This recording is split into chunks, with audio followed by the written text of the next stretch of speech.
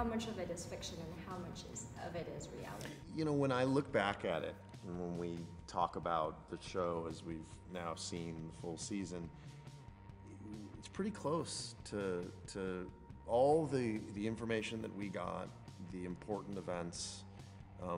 They've been dramatized, obviously, because they have to be, and you know, we're not, in the case of both Felix Gallardo and Kiki Camarena, they're not available to us to get their take on things, but we do pay quite a bit of attention to getting it as right as we can. And I think we did this season, I think we did a pretty good job. Being that you have Mexican heritage, was it a consideration for you when you were thinking about taking on the role that this will highlight the darker side of Mexico? No, I really didn't think that. I thought, you know, because when I saw Narcos early on, I thought that it was really entertaining. And what was amazing is that, like, some of the history that I realized, I didn't know if it was true or not. Then I would Google it, and I was like, oh my God. So to me, it was entertaining, and at the same time, I wanted to be a part of it. Right when he told me that, you know, there was interest in it, I said, wow, this would be really cool. And then he told me that Diego was going to be in it, and I worked with him before on Chavez. And I was just, you know, excited to do it more as a project. I think that's part of the responsibility of us telling stories, you know, to make sure we get the stories that are difficult out there, you know, because that's the only way to confront who we are, and you can't be just pretending things are not happening, you know. Yes. Mexico is going through rough times at the moment, and the violence have been ramping in the last 12 years, and there's so many victims of a war we shouldn't be living, and it's important to reflect on those topics, you know, and telling the story of the 80s is important to understand what's happening today. Yes. Because many of these people are actually out there, you know, and they told us that there was bad guys and they got them and they're in jail, and the system still works, and there's still people being benefit of this corrupted system that involves every level of power. So we have to tell these stories. Yes. I believe that's part of our responsibility. So how is the tone different from the past seasons? I think the tone is similar, and it's one of the continuing factors in the show. I think the stakes are different. I think that the Colombian story had an ending. The Mexican story has no ending. This is the beginning of this incredibly destructive series of events that have taken the lives of hundreds of thousands of people and continues to this day to spin out of control.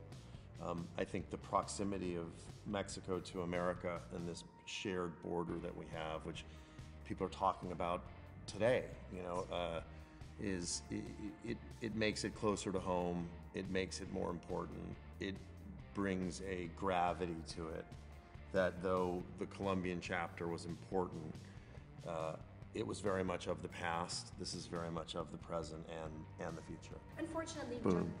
You got it. I mean, I was woo. Unfortunately, drug trafficking, the war on drugs is still happening in many countries. Yes. Right. So what do you want the viewers to take away from this? Beware of anyone who knows that they're right and that there's a simple solution to something, particularly one that involves force. I think that in the case of the drug war, as we depict it, it's incredibly complicated, and there are no good guys and bad guys. I think more there are bad guys and very bad guys. The belief that this can be solved militarily or through enforcement of laws is an error, is a misguided effort. In reality, the only way to stop the flow of drugs is to stop the demand for drugs and to treat it as a healthcare crisis, because that's what it is. And it is so insidious and has spread all over the world. All of us are united in this same, whether we know it or not, in this same struggle against drugs. And hopefully the takeaway for the audience is that this is not a simple cops and robbers story.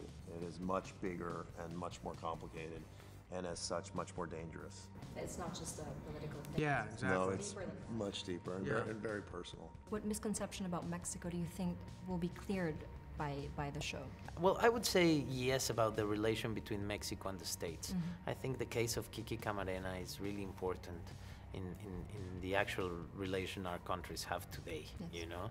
And this thing that is us against them is very stupid, you know, because, and it's a rhetoric that just polarizes positions and that is very dangerous, you know? For this structure to work, there's people collaborating in both sides of the border, you know? So then the solution is in both sides of the border.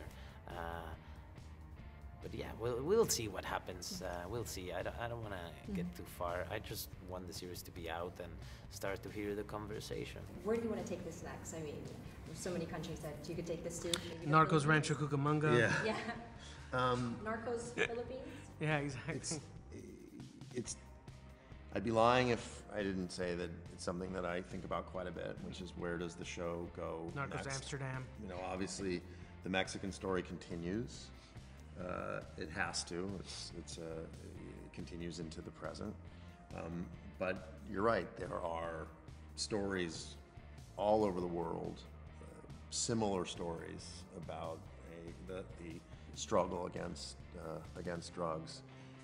And there's a tremendous amount of opportunity. Sadly, there are no shortage of places and people that we could tell the story of. So it's definitely something in my mind, and maybe one day it'll be the Philippines. Certainly we get to come see you, which would be nice. Thank you so much. Thank Right you on. so much.